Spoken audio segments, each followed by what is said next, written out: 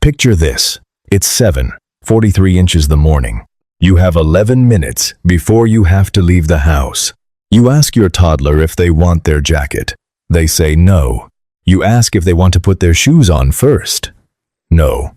You ask genuinely, carefully, with every ounce of patience you have left, if they want to walk to the car or be carried, and they look you dead in the eye and say, no. You try a different strategy. You tell them, not ask. You say, we're putting shoes on now. And they go completely limp, not falling, choosing to become liquid. A 8-pound puddle of refusal on your kitchen floor, staring at the ceiling, saying no to the shoes, no to you, no to the morning, no to the entire concept of forward motion. And somewhere in the back of your mind you think, is this my fault? Did I raise a tiny dictator? Is this just what they are now? It's not. And what's actually happening inside your child's brain in that moment is one of the most fascinating developmental stories I know. Here's what most people assume is happening. They assume the toddler knows what they want, has decided they don't want to cooperate, and is using the word no as a power play. Deliberate, calculated, maybe even a little smug. That interpretation is completely understandable, and it is almost entirely wrong. What you are actually watching is not defiance. It is not manipulation. It is not a personality flaw emerging. What you are watching is a child in the very first weeks and months of discovering that they are a separate person, a distinct self, with a will of their own. And the only tool they currently have to express that enormous, overwhelming, brand new realization is the single most powerful word they know. The no isn't about the jacket. It was never about the jacket. The no is about something much bigger. And when you understand what that something is, you will never hear it quite the same way again. To understand why this happens, we need to talk about two parts of your toddler's brain. And I want you to hold on to one single image the entire time, because it makes everything click. Think of your child's brain as a house with two rooms. The first room is the basement. The basement is ancient, fast, and always on. It runs on instinct and emotion. It doesn't think before it acts. It just reacts. When your toddler feels something, hunger, frustration, overstimulation, surprise, that feeling starts in the basement. This is where the amygdala lives, the part of the brain that fires an alert the instant anything feels threatening, uncertain, or overwhelming. The basement doesn't pause to consider context. It just sends the signal up. The second room is the upstairs, the prefrontal cortex, right behind your child's forehead. The upstairs is the part that reasons, plans, waits, negotiates, and regulates emotion. It's the part that says, okay, I don't like this, but I understand why it's necessary, so I'll manage. The upstairs is where impulse control lives, where flexible thinking lives, where the ability to handle no from someone else lives. Here's the critical part. In a toddler, the upstairs is not finished being built. This is not a metaphor. The prefrontal cortex is literally the last part of the human brain to fully develop, and that process takes until the mid-20s. At age 2, your child's upstairs is barely framed. There's no insulation. The wiring is incomplete. And when the basement sends up a strong emotion, which it does constantly, because the toddler world is full of things that feel big and sudden and uncertain, the upstairs simply cannot always manage it. Now here is where no comes in.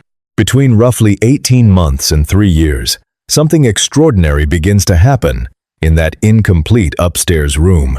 Your child starts to develop what developmental psychologists call a sense of autonomous self, the understanding that they are a separate individual, distinct from you, with their own perspective. This is one of the most significant cognitive milestones of early childhood. It is the foundation of identity, of agency, of everything they will ever do independently. And the word no is the first full-body expression of that self. It is how the new self announces itself to the world. Before a toddler has the vocabulary to say, I would prefer a different option, before they have the cognitive flexibility to negotiate, before they have any of the upstairs tools that come later, they have no. Fast, clear, definitive, and theirs. So let's go back to that kitchen floor and look at exactly what's happening in layers, because each piece of it makes perfect sense once you see it through the brain. The first thing to understand is why the no comes before they even hear the full question. You've probably noticed this. You start a sentence and the no arrives before you've finished it. This isn't attitude. This is a phenomenon researchers call automatic opposition, and it's driven almost entirely by that incomplete upstairs, because the upstairs isn't strong enough yet to pause, evaluate, and respond. The moment a toddler perceives that something is being asked of them, that a decision is incoming, the basement fires first. The amygdala reads request as potential loss of control, and the word no comes out as a defensive reflex. It's faster than thought. It's almost involuntary. The second layer is what happens when you push back. You've probably noticed this too, that when you insist, the no gets bigger. The body gets involved. The crying starts. The neuropsychologist Daniel Siegel describes this as flipping the lid, when the basement becomes so activated that it functionally disconnects from the upstairs entirely. The child is no longer capable of reasoning in that moment, not because they're choosing not to, but because the neural pathway between emotion and logic is temporarily overwhelmed. The lid is flipped. The upstairs has gone offline, and you are now in a conversation with pure basement, which, to be clear, does not negotiate. The third layer is the one parents find most baffling. The toddler saying no to something they clearly want. You offer their favorite snack and they say no. You suggest the activity they were just begging for and they refuse. This one has a beautiful explanation. The toddler has just discovered that they can say no. The power of that discovery is so new and so intoxicating that they are, in a very real sense, practicing it. Every no they say is another proof that the self exists, that the self has power, that the self is real. Wanting the cracker and saying no to the cracker are not contradictory to a 2-year-old brain. Saying no is the point. The fourth layer is the physical collapse, the going limp, the sliding to the floor. What parents everywhere have lovingly called becoming a wet noodle. This one is pure nervous system. When a toddler's stress response peaks and they cannot fight or flee, the body defaults to a third option: freeze and release. The muscle tone drops because the brain has stopped sending the signal to hold it. It looks like drama. It is actually a physiological response to an emotional state that has exceeded the capacity of an unfinished brain to manage. Your child is not performing. Their body is doing the only thing it can do. So when does it get better?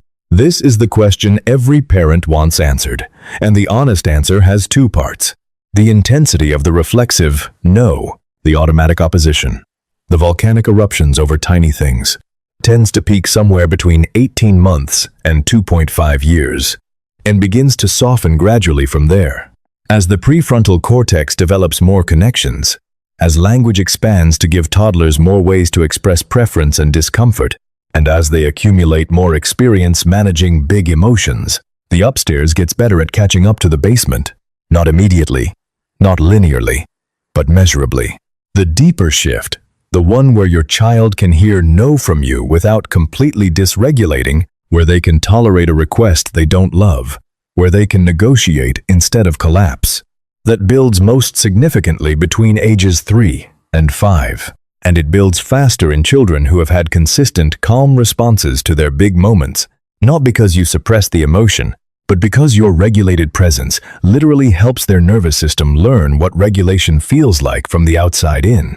What helps right now is not eliminating the no you can't, and you shouldn't want to. What helps is offering genuine choices whenever you can, so the need to assert the self has somewhere real to land, reducing the number of requests that don't actually need to be requests. And when the lid flips anyway, which it will, staying in your own upstairs. Because a regulated adult is the most powerful co-regulation tool a toddler brain has access to. I want to leave you with something to carry into the next time you hear that word from the kitchen floor.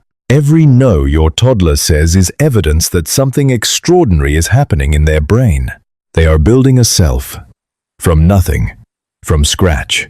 They are doing it without language, without experience, without any of the emotional regulation tools that took you decades to develop. And they are doing it with a brain that is, by design, still under construction. The defiance you see is not who your child is. It is who your child is becoming.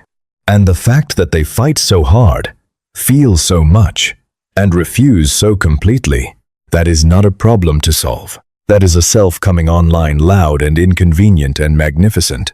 The jacket can wait 1 more minute.